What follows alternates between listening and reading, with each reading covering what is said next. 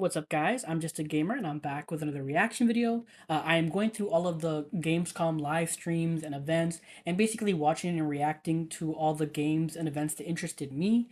The next one up is Vampire: The Masquerade Bloodlines 2, which was actually the cover story for this month's Game Informer. Which, side note, I have to say, I love the new Game Informer. It is so good. I I'm so happy they're back, and their quality seems to have improved and not dropped in my opinion. But back to Vampire the Masquerade Bloodlines 2.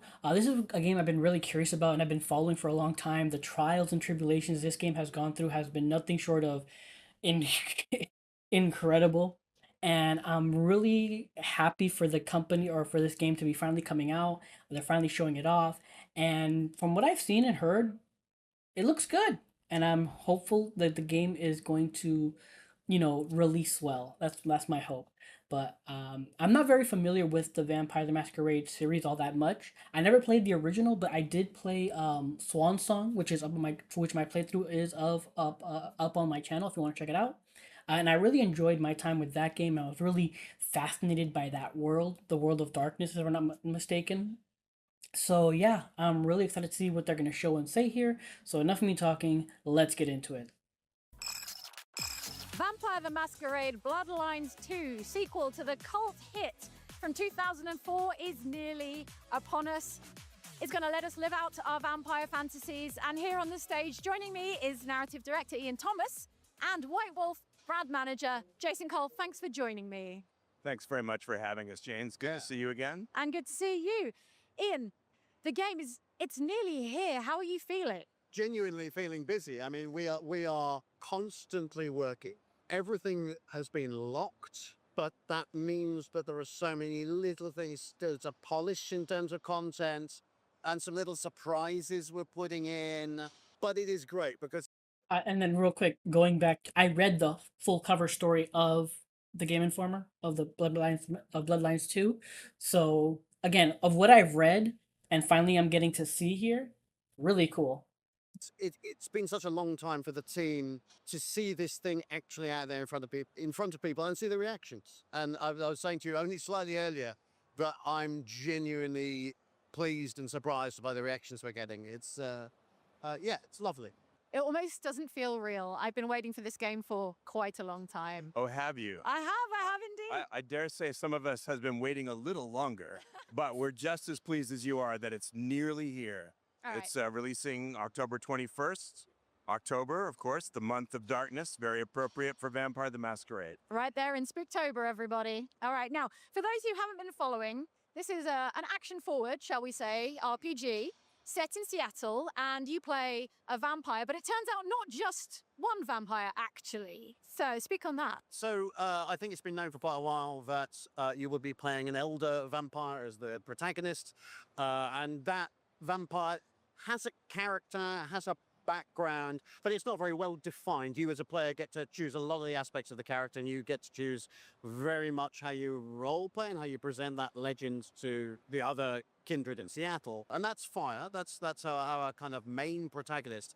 However, again, it's been out there for quite a while. There is a voice in Fire's head, a character called Fabian, and it's become clear over the last few days that Fabian in your head, your guide to Seattle, a much younger vampire, only 100 years old. He's a Malkavian, he's a detective, and you actually get to play some of his story as well. And that's kind of interleaved with the action Oh, RPG. I don't think that was said in the Game Informer article. I don't think they said that he was a detective. They said he was Malkavian, but I don't think they said he was a detective, or that you're going to be playing like his stuff. Oh, that's interesting. Um, Maybe it is in the Game Informer article and I just missed it. is Fabian is not an action guy. He's an investigator. He's a curious gumshoe detective. That's what he thinks he is. Whether he is or not remains to be seen. So we mix those two stories together, and they all build to make a much bigger story. And it's been a juggling act of jigsaw pieces to make it all work. Could you put a proportion on how much you're playing as Fabian and how much you're playing as Fire? not in hours very easily, but what I will say is most vampires do not dream. We have fire story over several nights in Seattle, and after each night, of course, she or he goes to a haven, lies down, and goes to sleep. And at that point, a dream happens, and Fabian's story kicks in, or Fabian's memory kicks in. So we've interleaved it pretty much equally in Cool. story between time with fire, time seeing what happened to Fabian maybe 9 or 10 days ago, or maybe even older than that. So the two are, it's a balancing act. And the whole thing builds together, like I said, to make a much bigger story.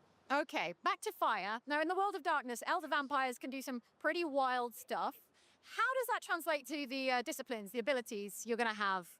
Translates very well. Vampire the Masquerade, of course, has kindred clans. There are many of them. We all have our personal favorites, and each clan has an affinity for a certain set of disciplines and the powers inside those disciplines. The Vendru, my personal favorite, for example, are masters of dominate, power to control minds, possess others. Bruja, potence, celerity, very fast, very strong. In the game, the same is true. You will choose your clan, and you will have an affinity for a set of powers, and those discipline powers are available to you. Now, fire is an elder kindred. Fire has been around for centuries. When fire awakes, they're maybe not feeling at peak condition, but even a weak elder is still an elder vampire. They outclass a mortal considerably. So, as part of Fire's journey, you'll choose Fire's clan, get your discipline powers, and then you can start to decide how to customize your approach to powers in the game by focusing on those powers you start with or learning others from other vampire clans that you meet as part of the play. All right. I was curious. You've tagged the Yeah, so like the way you said it here was weird, but basically like even though you start off in the clan with the certain powers, you're actually able to get the powers of other clans eventually, like through dialogue or whatever. So like you're not just locked to that clan forever or those powers forever. You can actually get the other powers as well, which I think is really cool, and it does really establish that hey, older vampires, they've been around for so long that like they eventually learn everything. I clans with like like that. mastery ratings. Like, Yes. what does that mean? Effectively, from a gameplay point of view, we think that one is going to be easier for maybe somebody new to the game to cope with, because something like the Bruja, for example, it's a straightforward idea. You go and beat people until they fall over, or you rip a bit off. But with the approach to each clan's interpretations of fire is probably a starting point. Each clan choice and each initial set of powers, which, as Jason says, are way above mortal and considerably above most vampires you will meet. Each of them has a different approach and a different tactical approach in terms of combat, because they're all about fire is all about destroying people, about effort, getting their way through them. But that doesn't necessarily mean they punch everybody to death.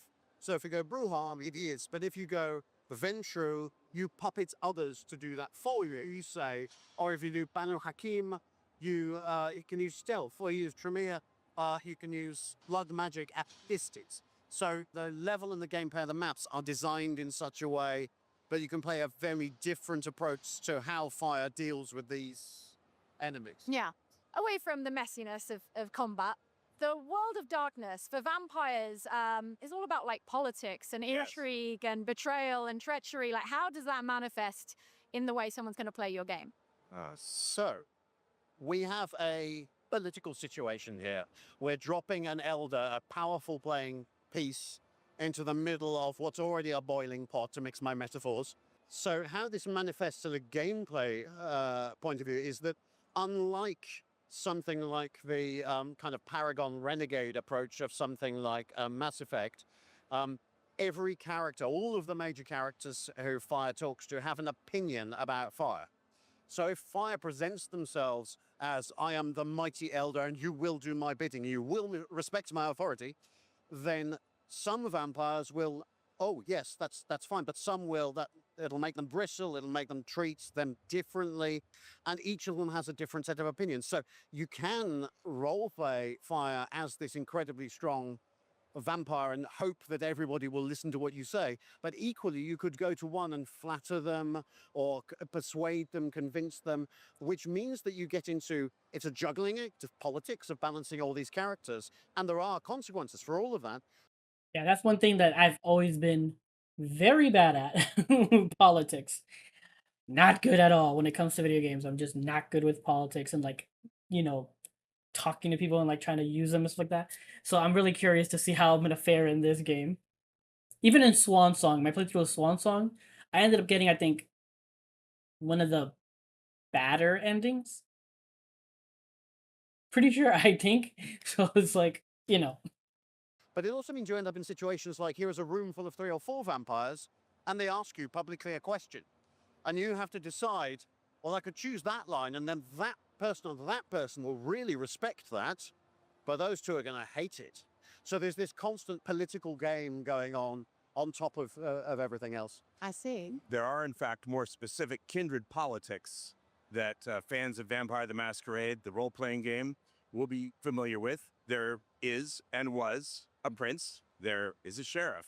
There are powerful vampires with hidden agendas, and they all want things from Fire. And part of Fire's journey along these nights in Seattle is to figure out the intricate structure of politics in the city. Can I trust any of these kindred? Can any of them trust me? And how do I decide? Okay, asking for a friend. Certain vampires are known as like romantic sorts. Is there romance in your game? And what does it even mean for a 300-year-old vampire? That's a very interesting question. Can kindred love? And the answer is yes, but there are definitely characters who you can get quite involved with. And we spent some quality time in the sound booth with the actors. Let's put it that way. I see. And it was an experience for all involved.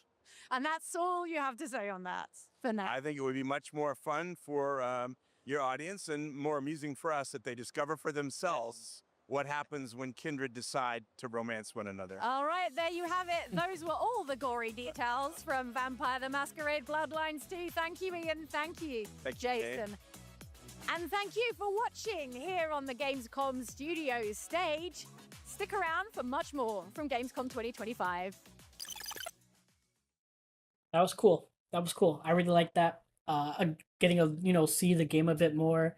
And yeah, again, like that coupled with what I read from the Game Informer cover story, this is a game I am really intrigued by. I'm really interested in. I've always been fascinated by the world of the game, World of Darkness. Like I said, I played Swan Song, and I've been familiar with a few other things as well. And yeah, man, this just looks really cool to me, and I can't wait to check it out. I'm really hoping this game is what a lot of people have been waiting for and hoping for, and me as well. But yeah, those are my thoughts. That's my reaction. If you enjoyed this video, please leave a like or comment down below. I'd appreciate any feedback. Subscribe. I alternate streaming between Twitch and YouTube because I have not figured out multi-streaming. So if you like, you can follow me on Twitch at twitch.tv/JustAGamerInc, all together in word, or you can click the link below. And on YouTube, just hit that notification to know when I go live. But what are your thoughts on Vampire the Masquerade Bloodlines 2? Is this a game you're excited for? Is this a game you've been waiting for like me? Like, have you played the tabletop? Have you played any other games? Let me know in the comments down below. I would love to hear your guys' thoughts. And what vampire clan are you going to go with if you play this game? I'm still thinking maybe Ventrue for me, but I'm not sure. But regardless, thank you for watching. And until next time, take care and have a good game.